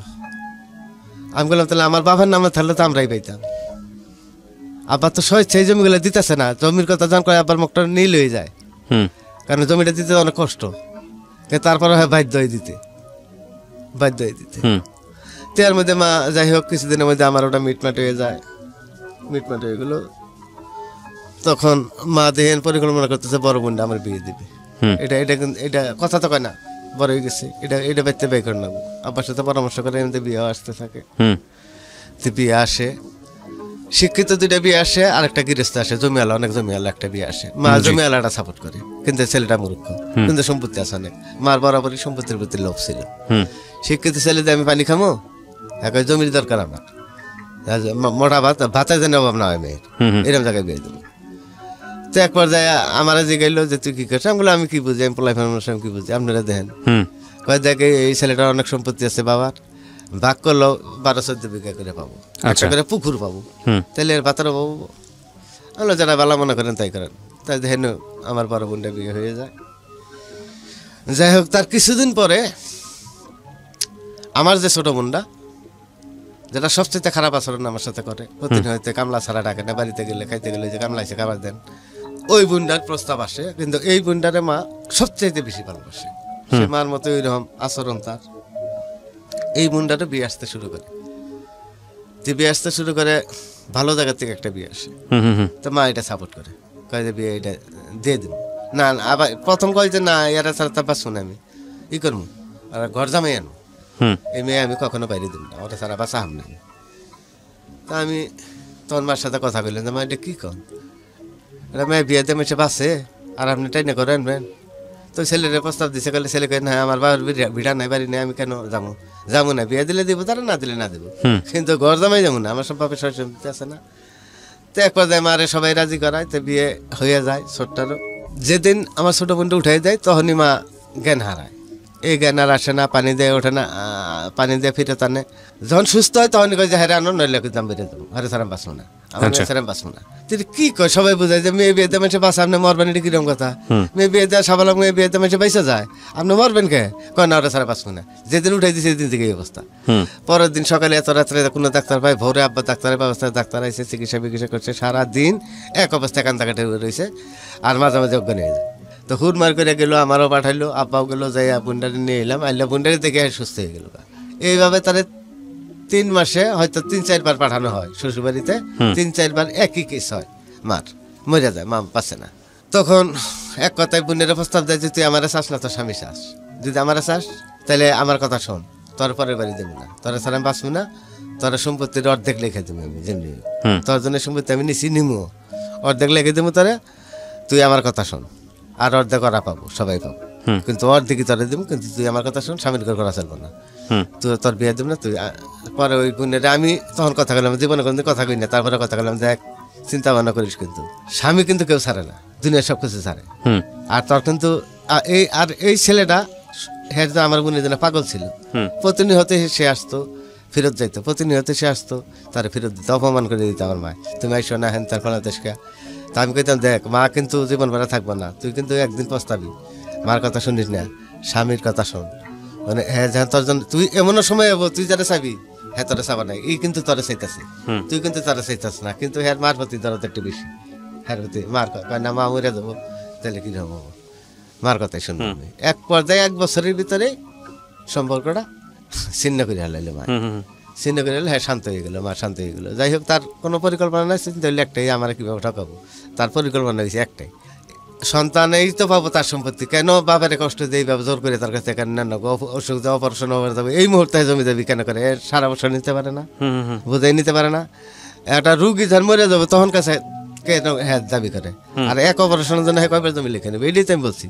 মা এটা তোমার প্রতি ক্ষিপ্ত, তুমি বোঝা হবা, কিন্তু তোমাকে সর্বশান্ত করো। আমি বললাম একটু আমি চিন্তা করি না, যাই সম্পত্তি আমি করি না, সম্পত্তির চিন্তা আমি করি না, আমি পরিশ্রম করতে জানি, আমি কাম করবো, ভাত খাবো, দুনিয়ার সব দরজায় কাম করবো, খালি আমার মার দরজায় কাম করবো না। তো এই অবস্থায় চলতে থাকি, আর এই মেয়ে খুঁজতে থাকি, আচ্ছা একটা মেয়ে খুঁজতে থাকি, খুঁজতে খুঁজতে কোনোভাবে পাই না, প্রতিনিয়তই যাই ওই ভাবে করে। আপনার বোনের বিয়ে হয়েছে মানে আপনার তখনো বিয়ে হয়নি? না, আমি বাড়িতে, মানে আপনি আপনার মনের মতো মেয়ে খুঁজে পাচ্ছেন না? না আমি পাইনি, আমি পাইনি, এখনো পাইনি। তা আমি এইভাবে খুঁজতেছি, আমার মনের মতো মানুষ আমি পাইও না, আমিও না, আমি প্রতিনিয়ত ভাবি রেজালাই, ভাবি কই পাবো এরকম একজন মানুষ, কই পাবো, প্রতিনিয়ত যাই রাত 11টা পর্যন্ত থাকি, তারই না যদি বেশি আর বাড়ির থেকে ওই বেশি খারাপ আচরণ যদি আমার সাথে করে, তাও ভাবি বুঝতো, মুখ দেখে বুঝতো আজকে বোধহয় খাবার দেয় নাই না, হ্যাঁ খাবার নিয়ে লোন থেকে 2 মুঠা আমার দিত, জোর করে খাওয়াইতো। এর মধ্যে সিনেমার প্রতি কিন্তু আমার প্রচন্ড নেশা চাইবে বসে, ওই সিনেমার থেকে খালি ওই নেশাই চাইবে বসে, ওই নেশাই। এখন 2-4 টাকা যদি ওদের সাথে ওই যে লেবারের সাথে মিলা কাজ করেও খেত কবে ধান কবে যা পাই, 2-4 টাকা যা জড়ো করি, তা খালি ওই চিন্তা একটাই, কোন ভালো সিনেমা দেখা যায়, এই সমস্ত ছবি কই পাওয়া যায়। তেমন তো ধনবাড়ি আসে মুক্তাগাছার খবর পেলেন যে মুক্তাগাছাটা ভালো ছবি এসেছে, তা আমি এখানে আসলাম, ছবি দেখে অনেক রাত্রি হয়ে গেছে। তা ভাবির আমি বলছি যে ভাবি আজকে কিন্তু তোমার বাচ্চা কাছে আমি দেখতে পারবো না, তুমি সকাল সকালে আমি একটা সিনেমা দেখা যাবো আজকে বিকালে যাবো, দূরও আমার রাইতে অনেক রাইতে হইতে পারে। আচ্ছা ঠিক আছে, আমি সিনেমা দেখে অনেক রাইতে হয়ে গেছে, তাই আমি আইসা হ্যাঁ ভাবি তো আসে রাত 10টা 11টা 9টার দিকে বাড়িতে এসে চিন্তা করলাম, তাহলে বাচ্চা কাচ্চা বাড়ির পিছিয়ে কান্তাছে, ভাবি আসলো কি না, তাহলে আমি একটু দেখি।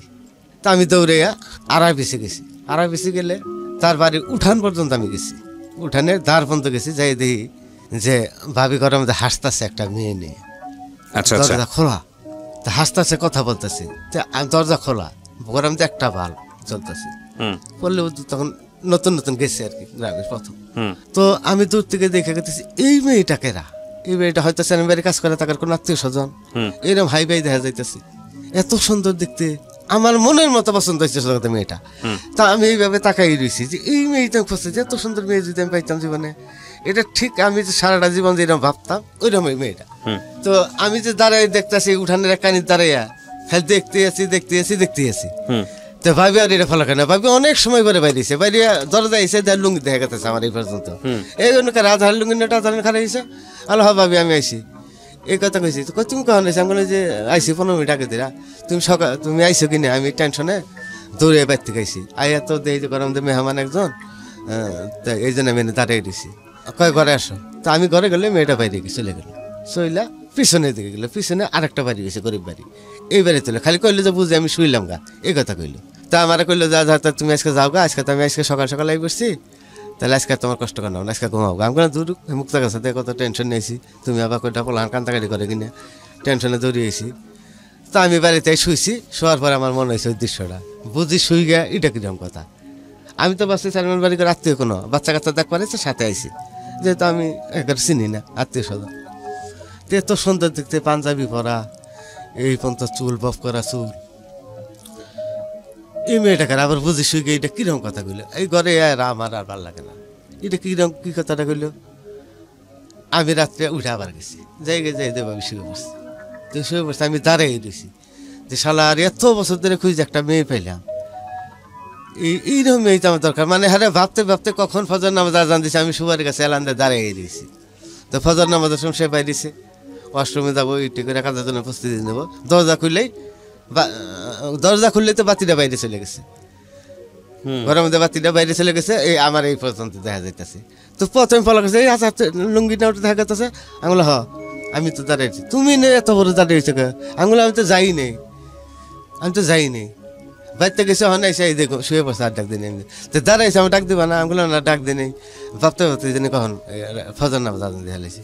তুই না দাঁড়িয়েছে সারা কি কারণে, আঙুলো ভাবি মেয়েটা কারা, এই যে মেয়েটা দেখলাম কাকে খুব সুন্দর না, আঙুলো মেয়েটা কারা এটা কও, কয় যে আমি কই এটার উত্তর দাও খুব সুন্দর না, আমি কইলাম যে তো মহা জ্বালাই করলাম, আমি তোমার জিগাইতেছি কি, আমি তোমার হ্যাঁ কইতেছি, আমি তোমার কইতেছি কি, আমি জিগাইতেছি মেয়েটা কারা, হ্যাঁ কইতেছে খুব সুন্দর না, হ্যাঁ তা আমি কইতেছি তো সুন্দরই তো, এই তো মহা জ্বালা সুন্দর, এই মেয়েটা কারা, এই চেয়ারম্যান বাড়ির কোনো আত্মীয় স্বজন কয় না এটা আমার বোন, তুমি আর কি করা দেখা পাও না, কয় সত্যি আমার তোমার বোন, আমি জীবনে দেখলাম না, ওরে বস্তা হাই ফাই খায়, তুমি তো জানো না ও যখন 5 বছর বয়স তোমার গোষ্ঠীতে জমকা আনোয়ার, তা আনোয়ারে ওরে দেখে নিছিলে টাঙ্গাইল বাসায় থাকে চাকরি করে, আমার মারে বললো যে ওর মেয়ে আপনার মেয়েটা আমার দিন, আচ্ছা ওই বাসায় কাজ করতে, হ্যাঁ আমি ওটা লেখাপড়া করামো আর বিয়েও দিয়ে দেবো, একবারে চুক্তিতে নিলাম।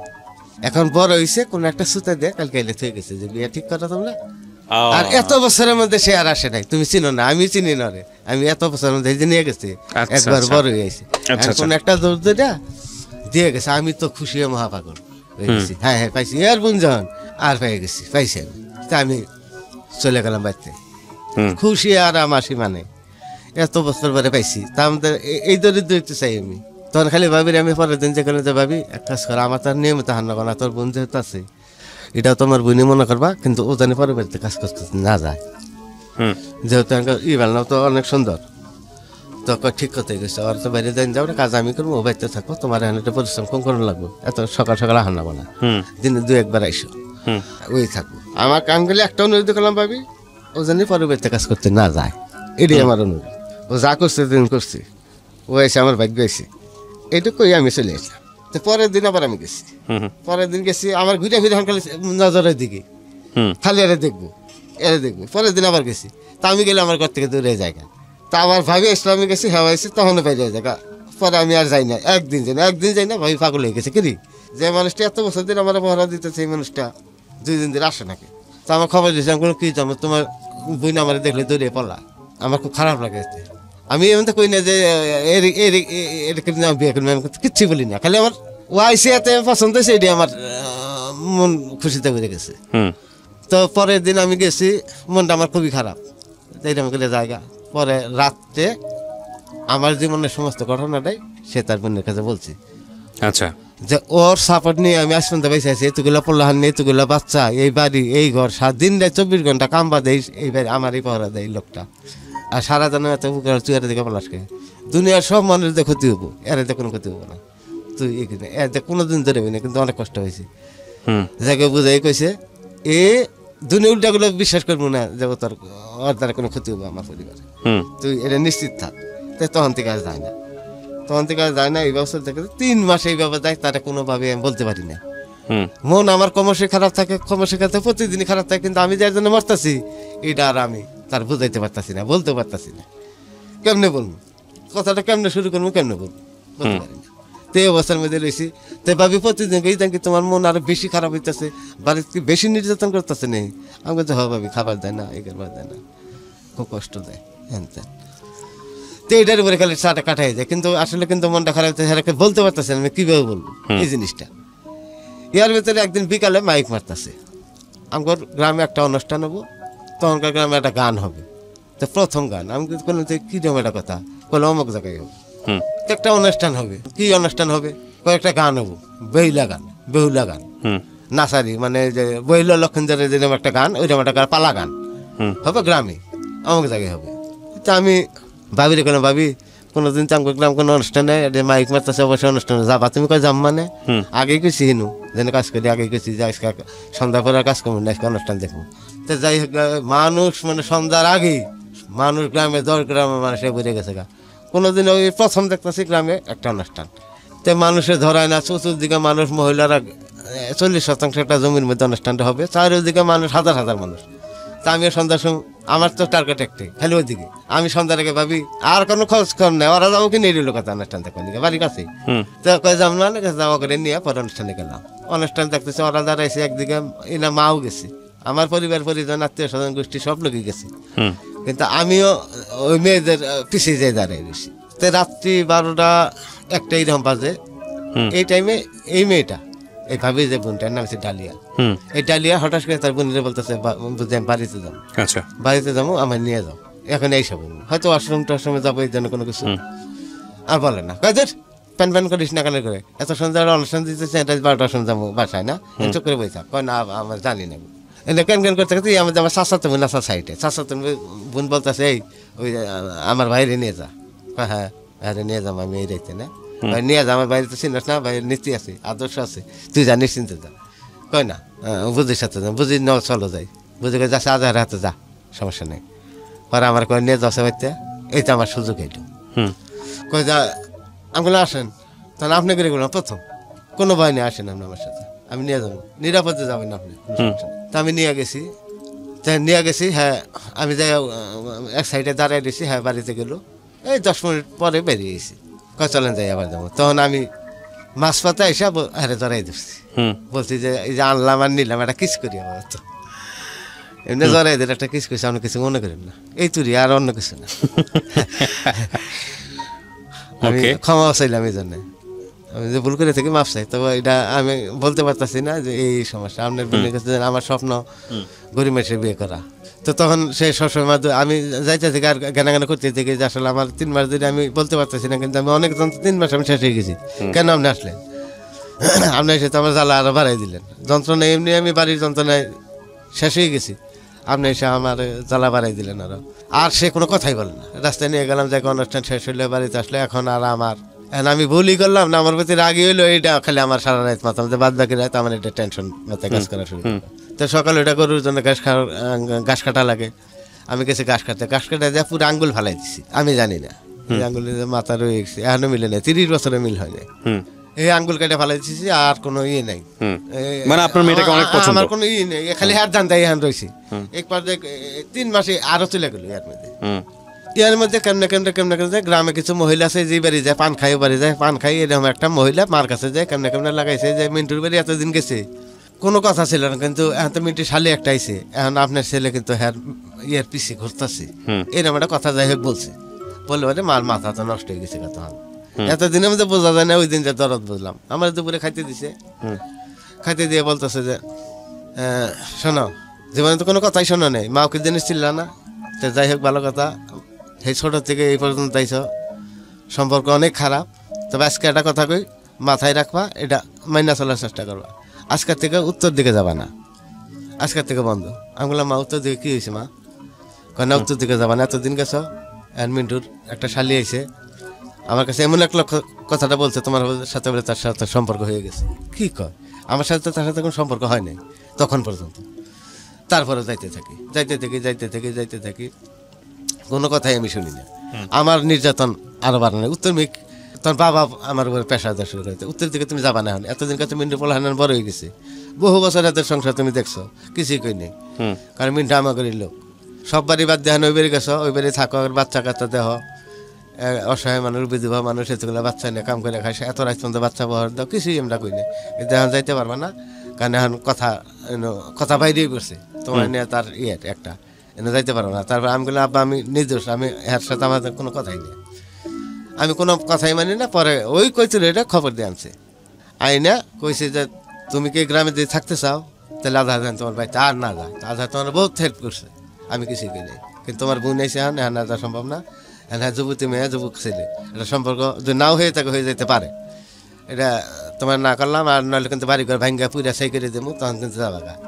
তো দুঃখে আইসা তার বোনের এমন পিটানি দিছে, মানে একদম মানে মেরি হেলে দিন তার। তোর জন্য এই যে মনে কোনো কথা শুনলাম না, তোর জন্য নামগর গ্রাম সাইডে তার নাকবো, মানুষ হুমকি যায়, পুরা দিব ই করে দিব।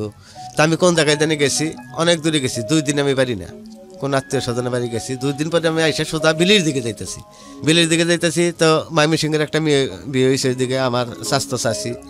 তো বাইরে বাড়িতে যাইতেছে, আমার সে ডাক দিছে যা ঝাড়িয়ে দিকে আসো। কই যাও? আমি বিলে দিয়ে কয় কোনো খবর জানো? যে না। কি খবর? তোমার কারণে আমাকে যে মার দিছে তুমি কল্পনা করতে পারবে না, 10টা খাতা দিছে তার গায়ে জ্বর। আমি যে ডালিয়ার? হ্যাঁ ডালিয়া। এত মার মারছে, কেন মারছে? কথার বুঝে মারছে। কেন মারলো? তোমার বাড়ি থেকে হুমকি দিছে, পুরা দেবো ই করে দেবো, তুমি গেলে সম্পর্ক বলে তুমি করাই দিছো, এই সেই ফলাতেসকা হে আগে দুঃখে মারছে। তা আমার মনে তো আরো অস্থির হয়ে গেলাম, এটা নির্দোষী মানুষ মার খাইলো আমার কারণে, এটা কিরকম একটা কথা। তা আমি দিনে যাইতে পারি না, এ সমস্যা যেহেতু এইরকম হয়ে গেছে। পরে আমি রাত্রে গেছি ডাক্তার বাড়ি, আমার হিন্দু একটা ডাক্তার ছিল, তার বাড়িতে গেছি। হ্যাঁ রে কইছি যে অমুক বাড়ি অমুকের মেয়ের যে এইরকম অবস্থা, আপনি তাড়াতাড়ি যান, যাই চিকিৎসা করেন, পয়সা পাতি যা লাগে যে আমি ব্যবস্থা করে দেবো, কিন্তু আপনি চিকিৎসা করে আসেন, আমার কথা কই না। তাও তো সে আসে, চিকিৎসা পাতি করে কইরা চলে যায়। রাতে 11টার সময় পরে আমি যাই, দরজায় ডাক দিই, লক করি। তো ভাবি কই কি আমি আজহার, এই কথা কইলে আরো কান্দাকাটি শুরু করে। তুমি ভাই জীবন অনেক কিছু করছো, 1000বার জন্মিলে শোধ করে হাম না, তো এখন অনেক কিছু করছো, আর করার লাগবে না, এখন ভাই তুমি আর আইসো না। যত কষ্ট হোক তুমি আইলে যাহানি কষ্ট, তুমি যদি না তোমার যে না করতেছে আমার তো কতটা কষ্ট হইতেছে এটা আমি জানি, তারপরে তোমার না করি, তুমি আর আইসো না। বহুত করছো, এখন অপবাদ আমার জীবন ভরে গেছে, গরিব মানুষ আমার ইজ্জত নিয়ে বেঁচে আছি, এটা তো আর থাকবো না। আজকে আমার যে অপমান করছে, তুমি আর আইসো না, আমি আর যাই না। তা আমি ওই সবাই কাছে দাঁড়াই রয়েছি, এই ফজর নামাজের সময় দুই বোন উঠছে, উঠে দেখে দরজা খুঁজছি যে আমি দাঁড়াই রয়েছি। তুমি যাও না? আর না আমি যাইনি, এনে দাঁড়াই রয়েছি। কে সারা রাত কেন দাঁড়াই থাকো? আমি আর কোনো কথাই বলি না। পরে আইলো, কাছে এলো, ভাবি কাছে বললো যে আমি কোনো কথাই না বললে সোজা সরাসরি বাড়িতে এসে বসছি। আবার পরের দিন রাতে 11টার সময় গেছি, যাই দাঁড়াই রয়েছি। হ্যাঁ রাত্রে বাইরে উঠছে, দেখে আমি সবার কাছে দাঁড়াই রয়েছি, কোনো কথা বললি না, খালি কইলো যে তুমি যাই সওগা, এনে কেন দাঁড়াই রয়েছি। এইভাবে 15 রাত একভাবে প্রতি রাত এনে দাঁড়াই থাকি। 11টার সময় দাঁড়াই, একদম ফজর নামাজের সময়, আজানের সময়। ওরা যখন দেখে আমার এখানে ঘুমের থেকে উঠে যেন দেখে যে ফজর নামাজের সময় উঠে দেখে যে আমি এনে দাঁড়িয়ে দিছি। ওরা দেখলে আমি চলে যাই, আর কোনো কথাই বলি না। 16 রাতের দিন সে মাঝ রাইতে উঠাইছে ভাবি, আইসা কইতাছে তুমি আরে একটা কথা কই, তুমি করে বিয়া করবা? আমি বললাম হ বিয়ে করবো। আরেকবার বলো, তুমি করে বিয়া করবা? আমি বললাম হ ভাবি করবো। বিয়া যদি করো করবো। আরেকবার বলো আমি শুনি, তুমি করে বিয়ে করো? হ্যাঁ আমি অনেক বিয়ে করবো, যদি পয়সা থেকে আমি যে বিয়ে করি অনেক করবো, আর দুনিয়া নয় বিয়ে জীবনে করবোই না। ঠিক আছে, আমি তোমার বিশ্বাস ছোট থেকে করি, এখনও করলাম। গেছে যাই বোনে ডাক দিছে, বোনে ডাক দিছে ওর সাথে কথা আমি পাড়ে দিলাম, যা হয় হবে, ওর সাথে তুমি। তো তখন সে উঠে আসে, আইসা হ্যাঁ ওই একই কথা বলে আমার, দুঃসময় ফেলাই যাবা না তো, ঠিক একটা কথাই বলে। তখনই হ্যাঁ আমার জড়াই ধরে, এই তো দিন থেকে সম্পর্ক শুরু হইলো। এই তো ফাঁস হয়ে গেলো, এলাকা হুদ্দা গ্রাম হুদ্দা আমাকে হাত আমাকে সম্পর্ক। আমি আর অস্বীকার তখন করিনি, এমন আমার কত নির্যাতন বাড়িতে এমনও মাইট দেয়। একদিন সমাজের লোকের সবটি মিলা, চাচারা ভাই মিলা, চাচাতা ভাইরে মিলা অনেক মাইনে আমার মারে। আমি এক কথাই তোর কয় তার ওষুধ খাওয়াইছে, তোরা যে কী করছে তুই কী নিয়ে কসম কসম করছে দেখি। আমি বলে কোনো কিছু নিয়ে কসম করি না, মুখ দা কইছি বিয়া করবো, 40 হাত মাটির নিচ দিয়ে গেলো কইছি বিয়া করবো, আর জীবনে সামনে ত্যায্যপুত্র করবো। আজকে তো কাকা টাঙ্গাইল গেছে, আমার বড় চাচা ভাই। আমরা যাক 1000বার ত্যায্যপুত্র করলো, আমার এক কথার মানুষ। আমি তো এবারে কাম করে খাই, পরের বাড়ি কাম করে খাম। আমি তো বিয়া করবো, এই যে চলে যাবো, আমার জীবনে আর আসবো না। আর আমি ছোটোতে কাম করে অভ্যাস হয়েছি, আমি পরিশ্রম করতে পারি। আমি দুনিয়ার সব দরজায় কাম করবো, এই দরজায় কাম করবো না।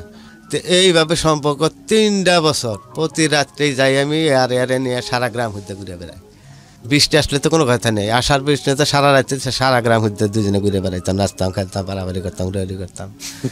এইভাবে চলতে থাকলো, আনন্দের কোনো শেষ নেই। বাড়িতে নিয়ে এসি, নিয়ে যাই, বাড়ি নিয়ে মানে গভীর রাইতে কোনো কথা নেই। বৃষ্টির নামলে তো আরও কথা নেই, যেন আর কেউ বাইরে নেই, একদম স্বাধীন। যখন বৃষ্টি নামছে সেই দিন মনে হয়েছে যে দুনিয়ার সবচেয়ে আমার চেয়ে সুখের কেউ নেই, কোনো লোক বাইরে নেই, শুধু মজা আর মজা দুইজনে। সময় কোনতে পারে যেত, টেরো হইতাম না, খালি দেখি যে খালি ফজর নাম যা জান যায় ফুদে মাইকে যাই তো একটা কালাম টালাম করে, তখন হ্যাঁ হ্যাঁ রাইট শেষ হ্যাঁ হয় কি, তখন দুইজনে ভাগ হয়ে যেতাম। এইভাবে চলতে থাকলো, চলতে চলতে চলতে চলতে খালি আমি একটা কথা কইছিলাম যে তুমি আমার সেই দিন কবা যেদিন দেখবা যে আজকে ফাঁসি দেওয়ার পর্যায়ে গেছে, আজকে কলঙ্কে ভইরা গেছে, আজকে ফাঁসি দেওয়া ছাড়া আর কোনো উপায় নাই, ওই দিন বলবা। আর তার আগে যত নির্যাতন তোমারে করুক আর যত নির্যাতন আমারে করুক আমরা সহ্য করে যাবো, কিন্তু তুমি নারী, আমার সে অপবাদ, তোমার কলঙ্ক তোমার বেশি।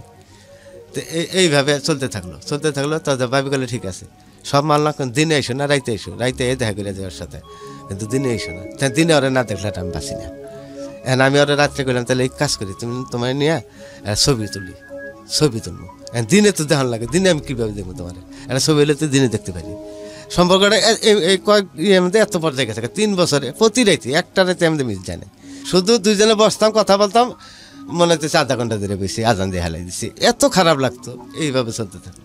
তো হ্যাঁ রাজি হইলো যে কোনো ছবি উঠবা কী ভাই যাবো, আমি ভাবিরে কইলাম, ভাবি তখন ওর বোনেরে কইলাম যে ভাবি ওরা ধনবাড়ি নিয়ে যাবো, আমি কালকে আমি বাস স্ট্যান্ডে থাকবো, আমি যে রিক্সা অমুক জায়গায় ফিট করে রাখছি, সকাল ও জায়গায় রিক্সা উঠবো, বাস স্ট্যান্ড নিয়ে যাবো, আমি ধনবাড়ি নিয়ে যাবো, ধনবাড়িতে ছবি উঠবো। কয় না ছবি ওঠার দরকার নাই, ছবি উঠলে ধরা পড়বো, ছবি সমস্যা হবো, তোমার আমারও সমস্যা হবো, তুমি এক কাজ করো ওই ঘুরে ফিরে আসো। তা আমি ধনবাড়ি থেকে ওরে নিয়ে গেছি, নিয়ে স্টুডিও নিয়ে গেছি, হ্যাঁ স্টুডিও নিয়ে গেছি, হ্যাঁ আমি যে বাবু ছবি উঠবো, উনি হ্যাঁ বাবু উঠবো না, লজ্জা বিষয়। ক্যামেরাম্যান আমি ওই জড়াই ধরবো, হ্যাঁ ধরা করতে যাবো, আমি বসাই হ্যাঁ উঠা জায়গা, মানে একটা অবস্থা খারাপ হয়।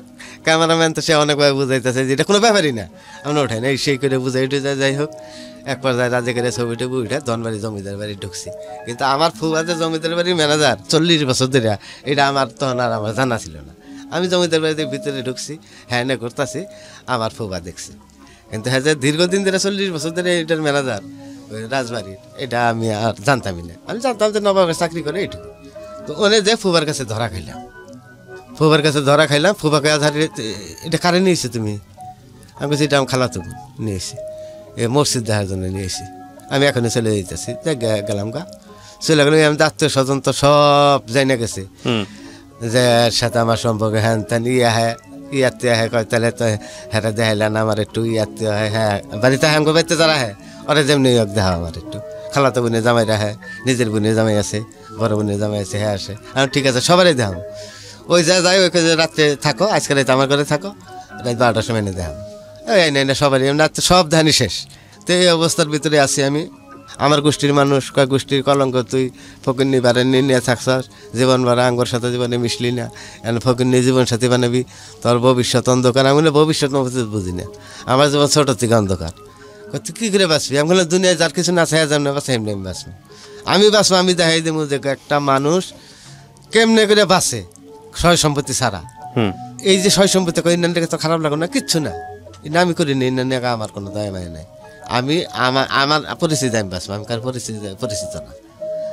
যাই হোক এক পর্যায়ে সে আমারে বলল যে এখন একটা ব্যবস্থা করো, এখন আর কলঙ্কে ভরে গেছে গা।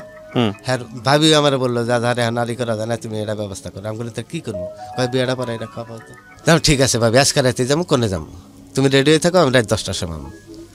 তো বিয়ে হ্যাঁ ভাবির কথা যে এতই হইতেছে, তার জন্য কোনো ব্যবস্থা করতেছে না, পয়সা পাতিও ব্যবস্থা করা হইতেছে না, তাহলে ও অত অন্ধকার, তাহলে এখন আমার তো বিয়েটা পরে যে ও রাজি কিনা, এটা হয়তো আমার পরীক্ষা করার জন্য হয়তো বলছে, আমি রাজি হয়েছি। আমি ঠিক আছে আজকে রাতে নিয়ে যাবো। তা রাত 10টার দিকে আমি রেডি করে বাড়িতে গেছি, ওরে নিয়ে আমি কিছু আমি অমুক মরে যে দাঁড়াই দিলাম, তোরা আসতে থাকো। আমার বাড়ির থেকে 1 মাইল উত্তরে আমি চলে গেলাম, 1 মাইলও না, ভালো মালো না, আমিও চিনি, হ্যাঁ আমার চিনি, কম নামি দামি মানুষ, হ্যাঁ বাড়িতে গেলাম।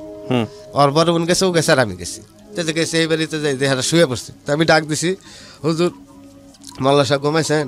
একারা আমি ফকির বাড়িতে গেছি, ফকির বাড়ির নাম হলে সঙ্গে ওঠে, যেহেতু সবাই নামি দামি, কারা তুমি আমি জমা করে ফেলা কি রেছে, উঠান তাড়াতাড়ি একটা কথা আছে। তো উঠছে, বসতে দিচ্ছে। তো এরা কারা? তখন ঘটনা খুলে গেলাম যে এরা যাই মনে চাইছে আপনি বিয়ে পড়াই দেন, আমি আপনার অনুরোধ করি, আর দুনিয়া কোনো লোক জানবো না, শুধু বিয়েটা আপনি পড়াই দেন, এটা প্রকাশ হবো অনেকদিন পরে।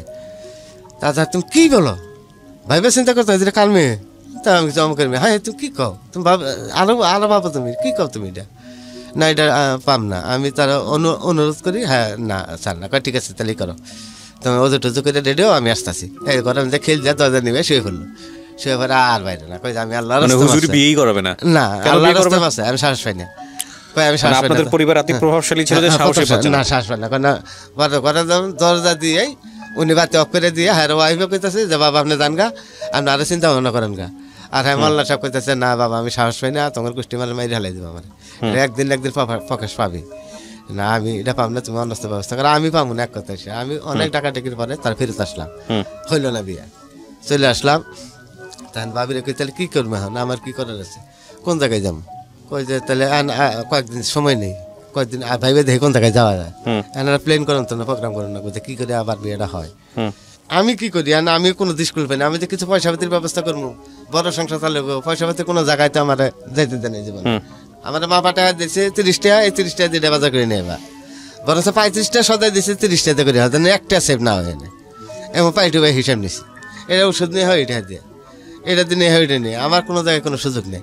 শুধু ওই যে রাত্রে ওই কামলাদের সাথে কাজ করি, পরে চুক্তিতে ওর থেকে যা পাই তাই দিয়ে আমার খরচা চালাই, এইভাবে চলতেছি।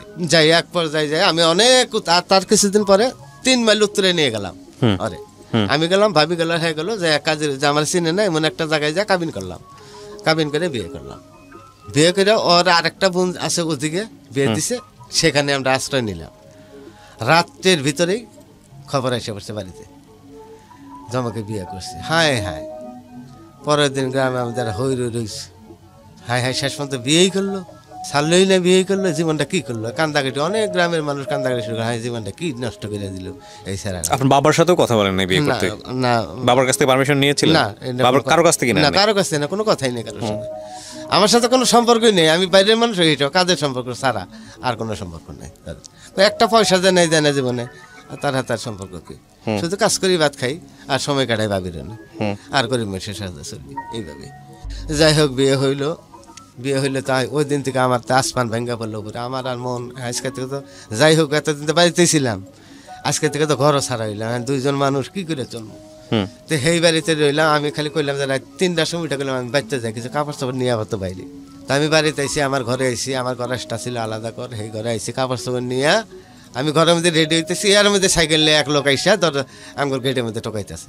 তারপর জিজ্ঞেস কে যে আমি অমক, আপনার পোলা যে আমাকে এখানে বিয়ে করছে, আপনি শুনছে খবর জানেন, খবর আই বলছি, আমি কিন্তু বাড়ির তা আমি এটা শুনতাছি, আপনার ছেলে তো বাবানটিকে বিয়ে করে বসছি। হায় হায়, কি কও, কেমনে জমক তাকে বিয়ে করছে।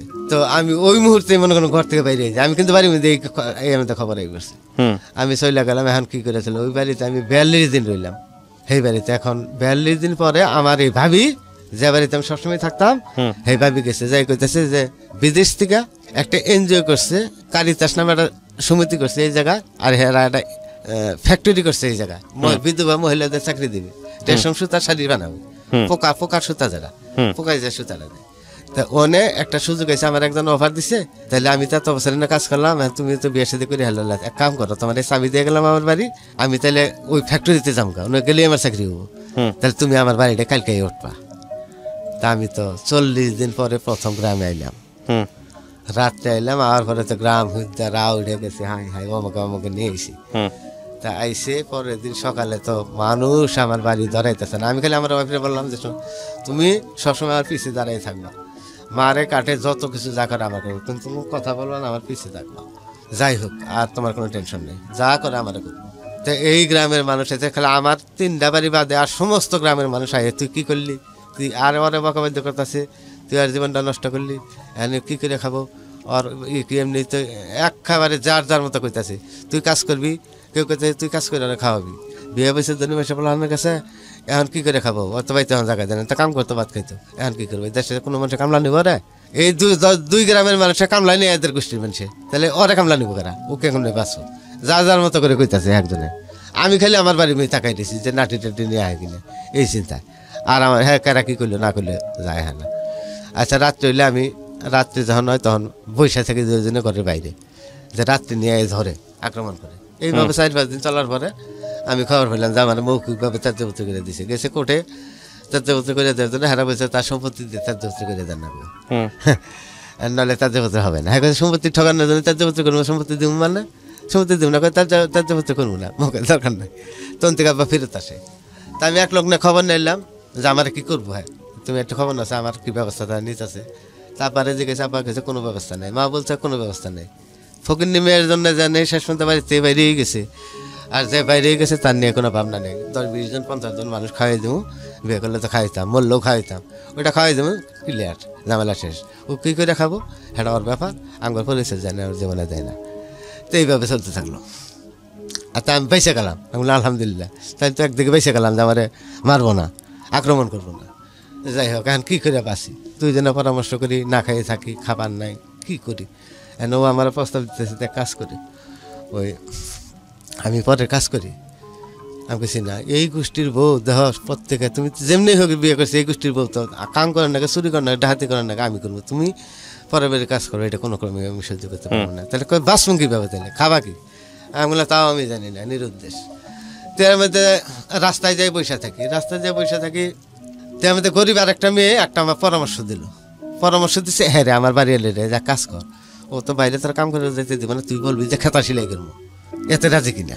তা আমি রাইতে এলে কইছে যে না খাই কয়দিন থাকবো, খেতা সেলাই করি আমি, আমাকে খেতা এনে দেবো, আমি খালি সেলাই করে দেবো, আমি তো বাড়িতে বই করবো, আমি তো পরে বাড়ি যাবো না। আমি এক পর্যায়ে রাজি এলাম, ঠিক আছে খেতা সেলাই করা যায়, এটা করতে চাই, একজন আইনা দিব, বাড়িতে বই তো করবা। তা আমিও তার সাথে সাথে খেতা সেলাই করা শুরু করলাম। এখন গ্রামের মানুষ আইহার দিনে দেখে যে খেতা সেলাই করি, এইভাবে একটানা 9 মাস খেতা সেলাই করলাম, স্বামী স্ত্রী দুজনে। খেতা সেলাই করি, একটা খেতায় 30 টাকা দেয়। 30 টাকা দিয়ে কী হয়, চলতে পারি না, 3 দিনে খাইতে পারি না, 10 টাকা দেওয়া যায় না একদিন। এর মধ্যে মাছ মাংসের তো দূরস্থান, চাউলের যে খুদটা ওইটা কিনি, যে খুদের দাম কম, চাউল কিনি না, যে চাউলের দাম যায়, ওই চাউলের দাম যায়, এই খুদ কিনে যায় বেশি, ডবল কিনে যায় খুদ। আমি কিছু খুদ কিনেছি, এইভাবে চলতে থাকলাম 9 মাস। 9 মাস চলার পরে 1 টাকা আয় নাই, এর মধ্যে 1 টাকার সদায় তার আমি দিতে পারিনি, একটা গয়না না কাটি না, একটা কাপড় চোপড় না। তার বোন আছে একটা ঢাকায় থাকে, হ্যাঁ পুরান কাপড় চোপড় দেয়, হেলে হ্যাঁ ব্যবহার করে, এইভাবে চলতে থাকলো।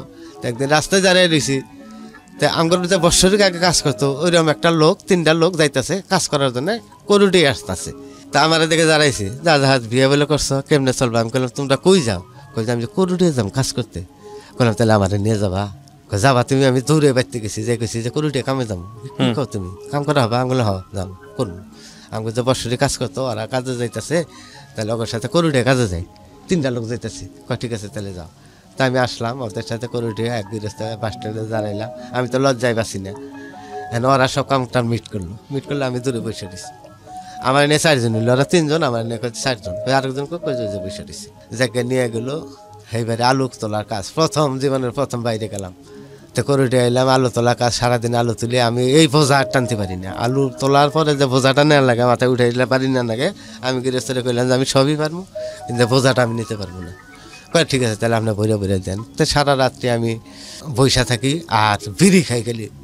তো গৃহস্থের বউ জানালা দিয়ে দেখছে যে সারা রাত যে কবে জল্লা খুলছে, দেখে যে আমি বিড়ি খাইতেছি। বাইরে ঘর টানতে থাকতে দিছে, বেড়া নেই, 3 সাইডে বেড়া আছে, 1 সাইডে বেড়া নেই।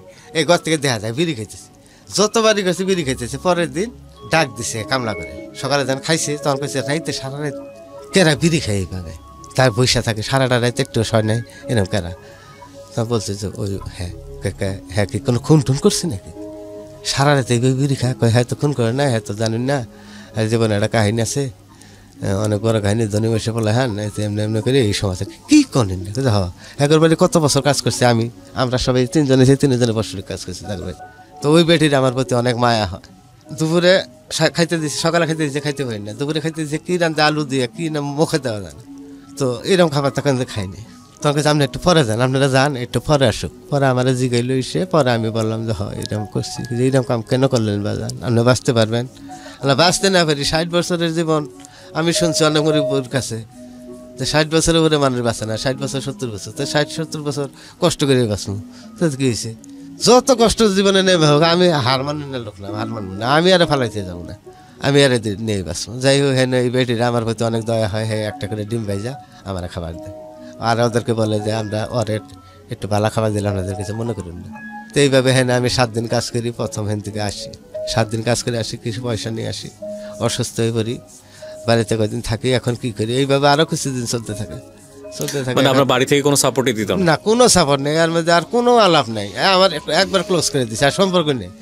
বাড়িতে যতদিন যে আত্মীয় স্বজন গেলে তা মা এক কথাই বলে যে উত্তর দিকে যে যাবা সে আমার বাড়িতে আইসো না। যাই হোক এইভাবে জীবন চললো, কোনো আয় উন্নতি নেই, চলতেই পারি না, কিছুই কিনে দিতে পারি না।